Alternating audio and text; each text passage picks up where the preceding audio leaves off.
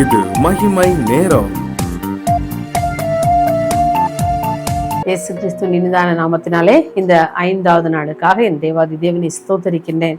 இந்த 5வது நாளில் கூட நாம் எப்படி ஜெபிக்க வேண்டுமாம், ஸ்தோத்திரத்தோடு கூடிய ஜெபத்தை நாம் ஏறெடுக்க வேண்டும் என்று சொல்லி நாம் வேதாகமத்தில் வாசிக்கின்றோம்.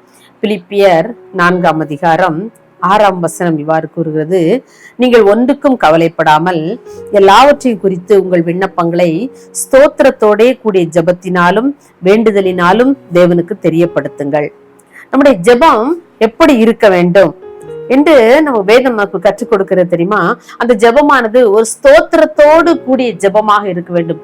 தனியா நம்முடைய ஜெபத்திலே நம்ம ஜபிக்கிறவர்களாய் மாத்திரமல்ல, நம்முடைய ஜெபமானது ஸ்தோத்திரத்தோடு கூடிய கலந்து ஜபிக்கிற ஜெபத்தை தேவன் விரும்புகின்றார்.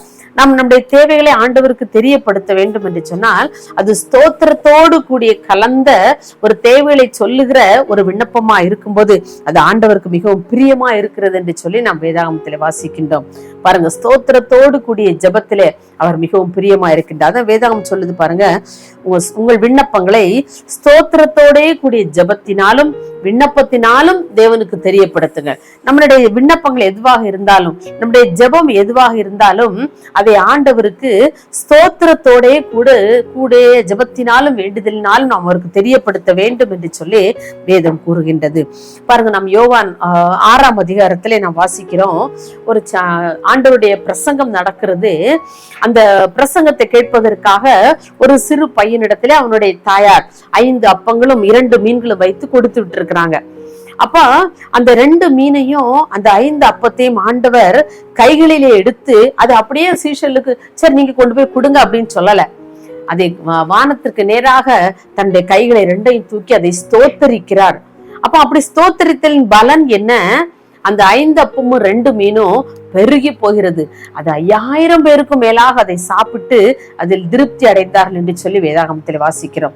அப்ப அவர் அந்த 5 மீனையும் 2 அப்பத்தை எடுத்து உடனடியாக அந்த சீஷலிடத்தை கொடுத்து நீங்க போய் எல்லாருக்கும் பரிமாறுங்கள்னு சொல்லியிருக்கலாமே.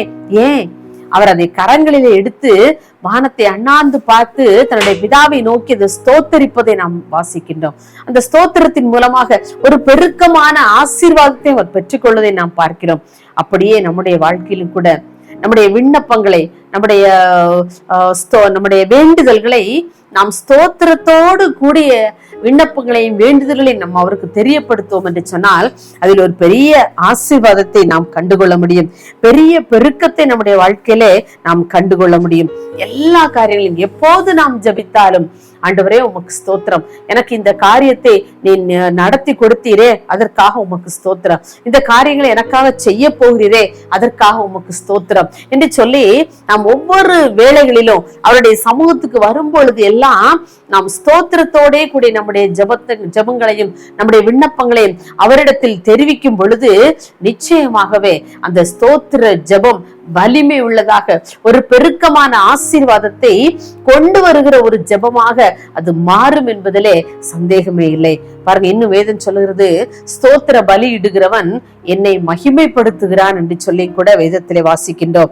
இன்னும் வாசிக்கிறோம், உதடுகளின் கனியாகிய ஸ்தோத்திர பலிகளில் கர்த்தர் பிரியமுள்ளவராய் இருக்கிறார் என்று சொல்லி வேதத்திலே வாசிக்கிறோம். அப்ப ஸ்தோத்திர பலி, நாம் வாயினாலே சொல்லக்கூடிய அந்த ஸ்தோத்திர பலிகளிலே ஆண்டவர் மிகவும் பிரியமுள்ளவராக இருக்கின்றார்.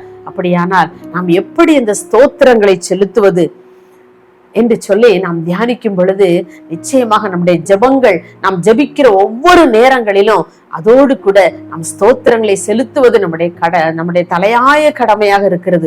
எப்பொழுது நாம் ஸ்தோத்திரத்தோடு கூடிய நம்ம ஜெபம், ஸ்தோத்திரத்தோடு கூடிய கலந்த விண்ணப்பம், இதை நம் ஆண்டவருக்கு நாம் செலுத்தி கொண்டே இருந்தோம் என்று சொன்னால் நம்முடைய வாழ்க்கையில ஒரு பெருக்கமான ஆசீர்வாதத்தை நம்மால் கண்டுகொள்ள முடியும்.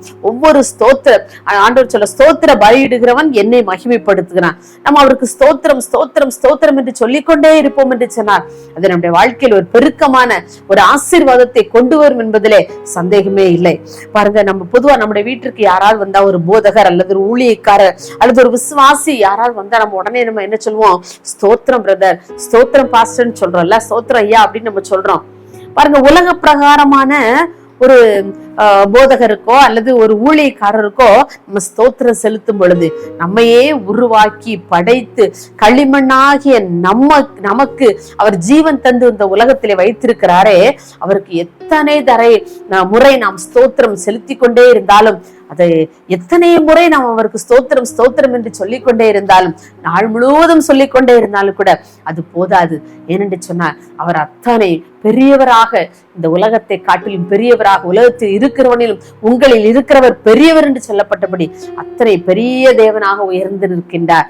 எனக்கு அன்பானவர்களே, நம்முடைய வாழ்க்கையில என்ன கஷ்டங்கள் வந்தாலும் அந்த கஷ்டங்களையும் சொல்லி, ஆண்டவரே என்னுடைய வாழ்க்கையில வந்த இந்த பிரச்சனைக்காக உமக்கு ஸ்தோத்திரம் என்று சொல்லி நாம் சொல்லி பழகுவோம். என்னுடைய வாழ்க்கையிலும் கூட நான் அநேக வேளைகளிலே பல பிரச்சனைகளை நான் அப்படியே ஃபேஸ் பண்ணும்போது, நான் ஆண்டவரிடத்துல இந்த பிரச்சனைகளை அப்படியே திரும்ப சொல்லுவேன். ஏன்னா அவருக்கு தெரியாம இந்த பிரச்சனை என்ன மோதல, அவருக்கு தெரிஞ்சுதான் வந்திருக்கு இல்லையா. ஆண்டவரே, நான் சந்திக்கிற இந்த பிரச்சனைக்காக உமக்கு ஸ்தோத்திரம் என்று சொல்லி அந்த பிரச்சனையே நான் அவரிடத்துல திரும்ப கொண்டு போய் சொல்லுவேன். அத ஸ்தோத்திரத்தோடு கூட சொல்லுவேன். ஆண்டவரே, நான் சந்திக்கிற இந்த பிரச்சனைக்காக உமக்கு ஸ்தோத்திரம் அப்பா. ஆண்டவரே, இந்த பிரச்சனையின் மூலமாக எனக்கு நீங்க என்ன கற்றுத்தர போறீங்க என்று சொல்லி நான் அவருக்கு ஸ்தோத்திர பலி ஒவ்வொரு நாளும் நான் செலுத்தி கொண்டே இருப்பேன். எனக்கு அந்த பிரச்சனைகள் எல்லாம் ஆண்டவர் எப்படி எப்படி வந்ததோ, அது மலை போல வந்தாலும் அதை பனி போல அவர் அப்படியே உருகி செய்து நான் அதை கண் காணாமல் போக செய்யும்படியாக ஆண்டவர் அநேக வேளைகளை செய்திருக்கிறார். ஏன்னா பல பிரச்சனைகளை நான் பல முறைகளை நான் ஃபேஸ் பண்ணியிருக்கேன், பல மனிதர்கள் மூலமாக நான் ஃபேஸ் பண்ணியிருக்கிறேன். ஆனா எல்லாவற்றையும் நான் அதை ஸ்தோத்திரத்தோடு கூடிய ஜெபத்தினாலும் வேண்டுதலினாலும் நான் அவருக்கு தெரியப்படுத்தும் பொழுது அந்த பிரச்சனைகள் எல்லாவற்றையும் ஆண்டவர் மாற்றி போட வல்லவராய் இருக்கிறார். உங்களுடைய வாழ்க்கையிலும் கூட நீங்க பல பிரச்சனைகளும் கூட கடந்து போய் கொண்டிருக்கிறீங்களோ, உங்களுடைய வாழ்க்கையில நீங்க ஜெபிங்க. எப்படி ஜெபிக்கணும்? ஸ்தோத்திரத்தோடு கூட ஜெபிங்க. ஆண்டவரே, என்னுடைய வாழ்க்கையில இந்த பிரச்சனையை நான் ஃபேஸ் பண்றேனப்பா, இந்த பிரச்சனைக்காக உமக்கு ஸ்தோத்திரம், இந்த பிரச்சனையின் மூலமாக உம்முடைய நாமம் மகிமைப்பட போறதற்காய் ஸ்தோத்திரம் என்று சொல்லி பாருங்கள். அந்த பிரச்சனை எப்படி வந்ததோ அது திரும்பி எப்படி செல்லும் என்றே நமக்கு தெரியாது. அப்படிப்பட்ட கிரியைகளை ஆண்டவர் செய்ய வல்லமுள்ளவரா இருக்கிறார்.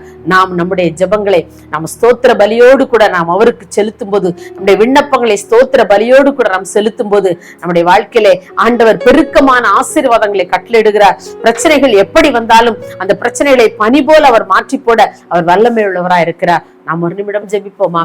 மகா இரக்கம் கிருபை நிறைந்த அன்புள்ள சாமி, இந்த அருமையான ஆண்டவரே, இந்த 5ஆம் நாளின் காலை வேளைக்காக உண்மை நாங்கள் நன்றியோடு துதிக்கிறோம், உண்மை நாங்கள் ஸ்தோத்திரிக்கிறோம்ப்பா.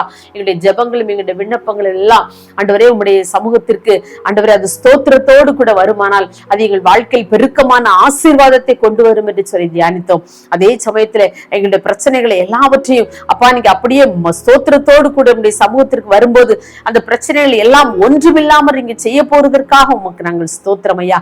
நீங்க அப்படி செய்ய வல்லவர் என்பதை நாங்கள் விசுவாசிக்கிறோம். உடைய பிள்ளைகள் என்னென்ன பிரச்சனைகளோடு, என்னென்ன பாரங்களோடு, கவலைகளோடும், கஷ்டங்களோடும், ஆண்டவரே கண்ணீரோடு உடைய சமூகத்தில் நின்று கொண்டிருக்கிறார்களோ, அவர்கள் ஸ்தோத்திரத்தோடு கூடிய ஜெபத்தினாலும் வேண்டுதலினாலும் தன்னுடைய பிரச்சனையை உடைய சமூகத்திற்கு கொண்டு வரும் பொழுது எல்லா காரியங்களிலும் கர்த்தரின் ஆசீர்வாதங்களையும் பிரச்சனைகளை ஒன்றுமில்லாமல் செய்வதற்கு நீ வல்லவர் என்பதை விசுவாசிக்க பலன் தாங்கப்பா. இங்க அப்படியே பிள்ளைகளுக்கு செய்ய போறதற்காக உமக்கு நன்றி செலுத்துகிறோம். எல்லா துதி கன மகிமை எல்லாவற்றையும் ஒருவருக்கு செலுத்துகிறோம்.